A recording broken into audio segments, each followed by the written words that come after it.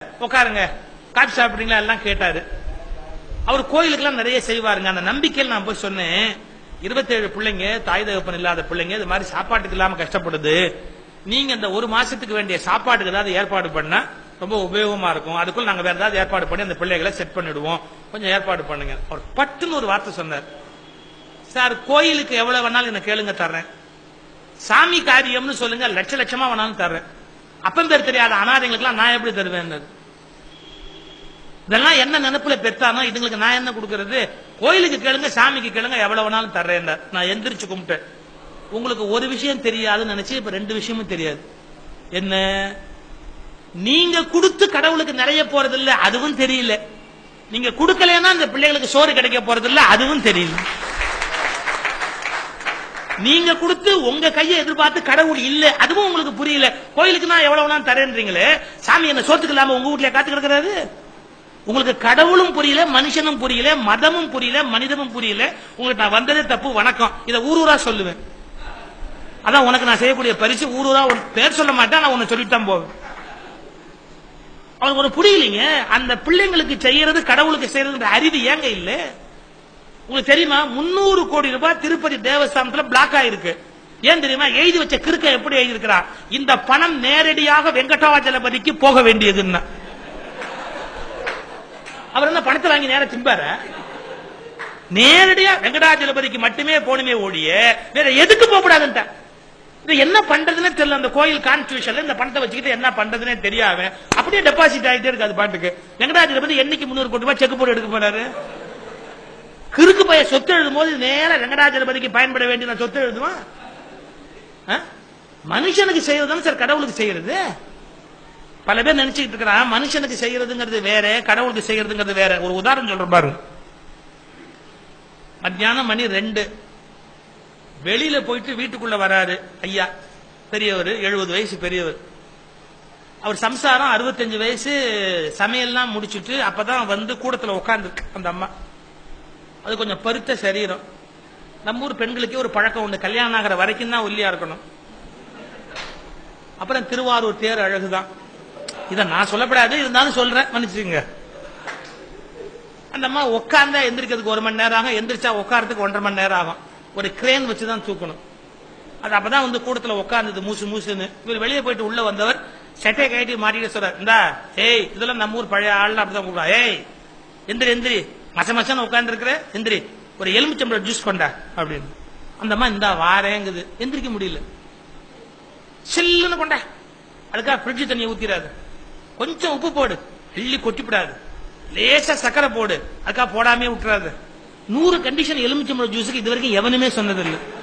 இவ்வளவு ஒரு எலுமிச்சம்பழம் ஜூஸுக்கு சொல்லிக்கிட்டு இருக்கிறாரு அவரு. அந்தம்மா அந்த வாரேன், எந்திரிக்க முடியாம திணறுதுங்க.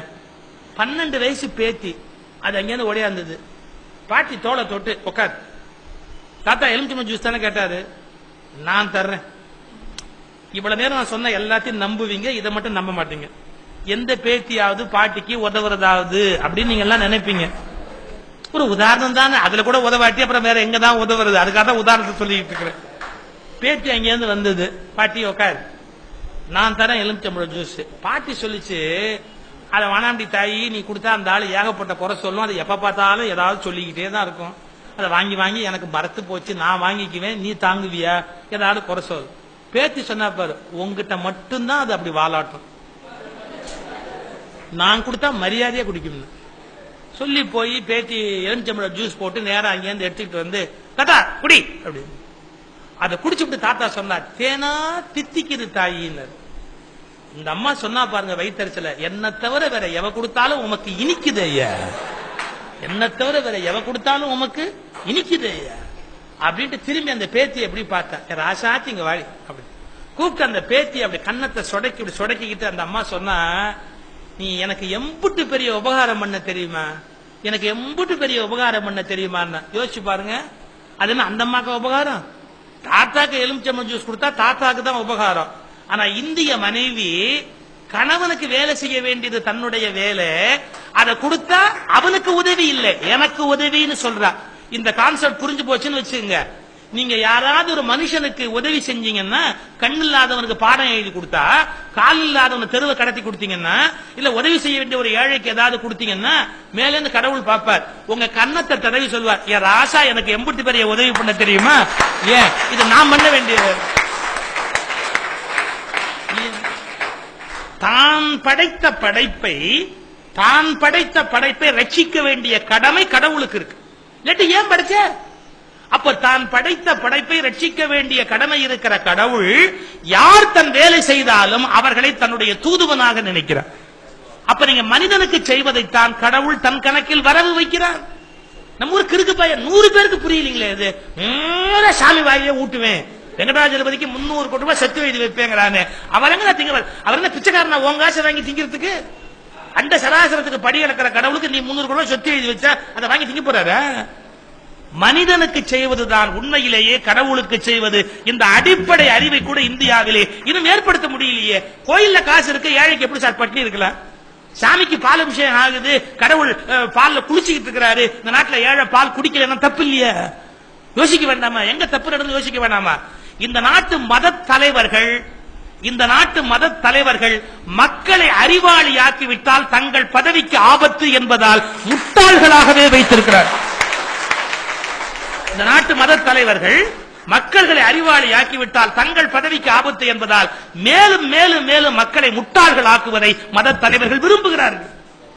நீங்க அறிவாளியா மாறணும், சிந்திக்கணும். ஒரு மனிதனுக்கு செய்வதுதான் உண்மையிலேயே ஒரு கடவுளுக்கு செய்வது.